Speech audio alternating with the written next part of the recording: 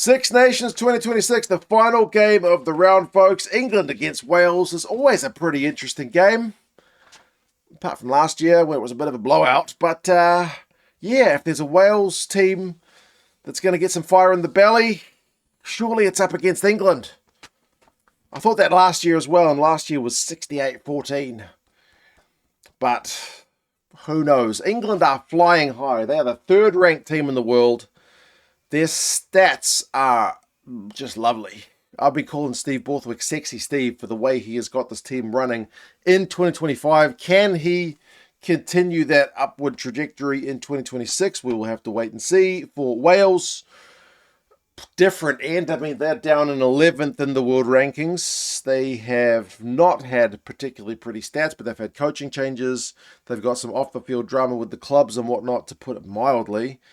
But can they stand up at Twickenham?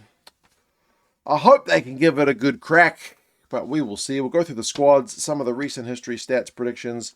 You guys can let us know your thoughts. England have made a few changes. Feo Bosso has been named in the starting 15, but he is apparently a bit of an injury doubt, having not finished training the other day. Elliot Daly's favoured to take over if he does pull out, but he's an attacking weapon, and with his Welsh connection, it'd be lovely to see him playing against Wales.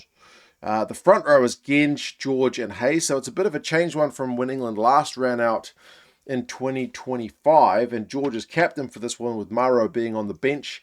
I haven't seen Steve mention that one in particular, but I know Maro's had some personal life things going on, so maybe that is why Maro is on the bench. It does mean we see just a locking duo without Maro Itoje there, so it's Alex Coles and Ollie Chisholm, which is still a pretty effective looking second row.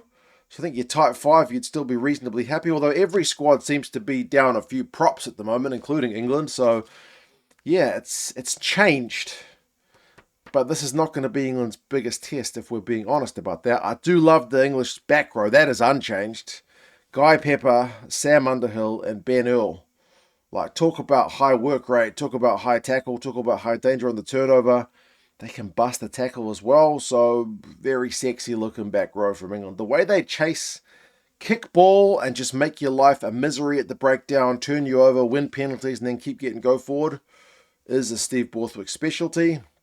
Mitchell and Ford, speaking of that kicking game, at 9 and 10. And I don't want to just talk about the kicking game, but England kick it more than anybody else. But their run meters of carry last year were also higher than anyone else. So they've got both weapons in the arsenal. They kick it and they run it at you. So very, very sexy stuff. Dingwall and Freeman is a changed midfield from the last time we saw them run out in 2025. But again, there's a nice bit of potential chemistry there. And then, I mean, bloody Freeman's been on a try-scoring run in the Premiership, hasn't he? He's got 10 tries. He's leading the way for clean breaks. He's up there for defenders beating and whatnot. So very dangerous. And then express pace with Henry Arundel on the left. As said, Feo Bosso is still a doubt on the right, but he is named initially, and then Freddie Stewart there at fullback, who's also got some very sexy attacking stats. So the England squad is looking very dangerous. Steve Borthwick needs more credit than what he's getting. He's certainly in the good graces of the English press right now, but he's been winning everything, hasn't he? So yeah, we'll see. We'll see if they turn on him if things don't go their way. Cowan-Dickie, Rod, and Davison is the replacement front row, all international capped, although Rod and Davison, I don't know that they have that many caps between them. I haven't counted them up, but they'll be fairly low. Itoje is there on the bench, as I said, not captaining, which is unusual, but understandable in the circumstances. Tom Curry is there. Henry Pollock is there. So it's just the two back replacements with Ben Spencer and Marcus Smith. So, yeah, there's a fair bit of pressure on the England side to go out and dominate.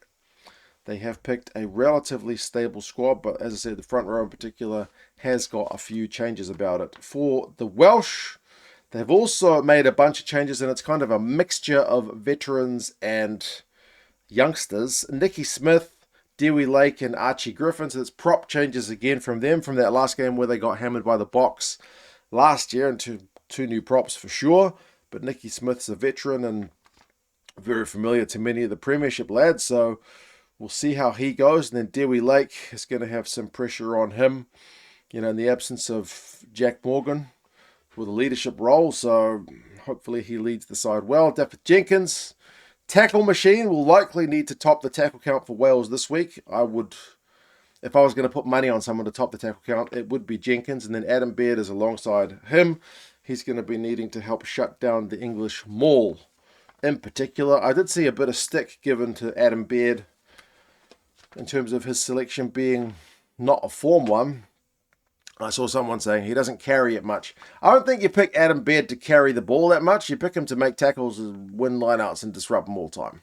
So don't expect Adam Baird with his lanky frame to be getting much go forward on the ball carry. Alex Mann, Josh McLeod, and Aaron Wainwright, that's your back row. Alex Mann's, for a guy who's not that big, does win a lot of lineout ball. So he's going to be a key man in the number 6 jersey. Josh McLeod, in the absence of Jack Morgan, has got some big shoes to fill. I'm not sure. Where's Tommy Reffel? Tommy Turnover. Didn't he? He's been playing pretty regular rugby for Leicester, hasn't he? He's the Premiership's top turnover man.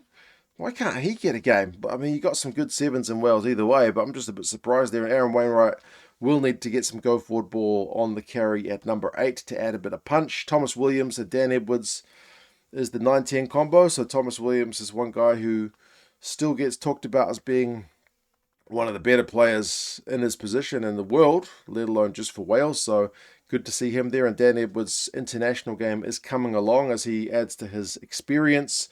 Ben Thomas and Eddie James is a changed midfield duo. I don't think Wales, under Steve Tandy or the previous management, have really quite found who the midfield combo is going to be. Ben Thomas keeps getting a lot of opportunities if they want to play that kind of second playmaker instead of a direct ball carrier. I kind of like Wales with just a big unit who just goes up the guts, but maybe I'm just too used to seeing Warren ball, but I don't know.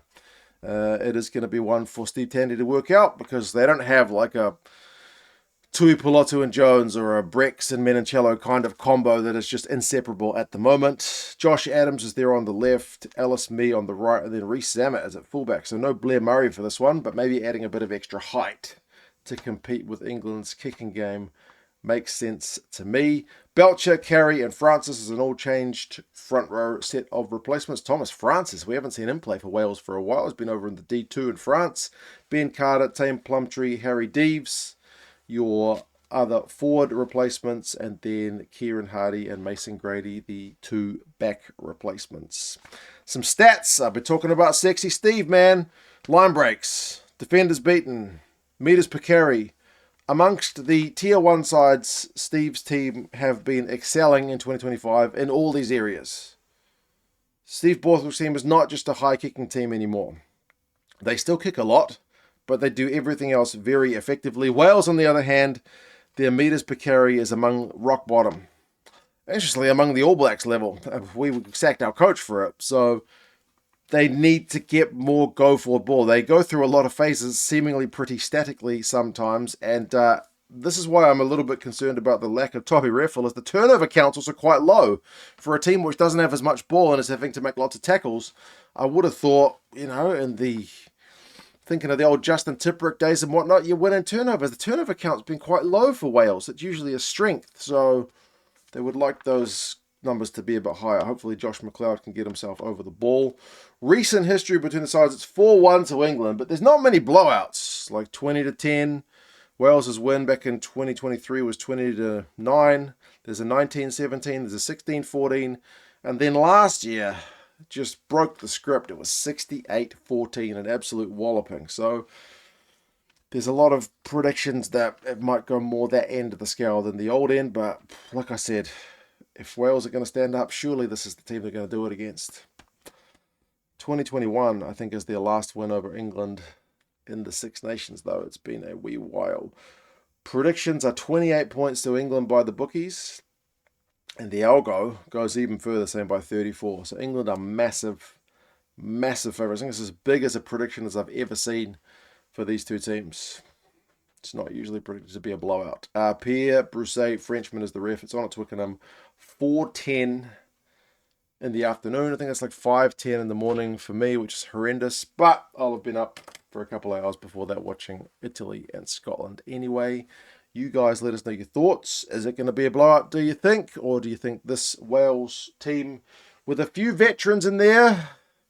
Can stand up and keep it a bit closer than all that. If you want gear, Six Nations gear, check out the Six Nations shop down in the description. They're an affiliate of the channel, so use that link. Helps me out. But yeah, get yourself some gear. Take care of yourselves, folks, and I will talk to you guys again soon. See ya.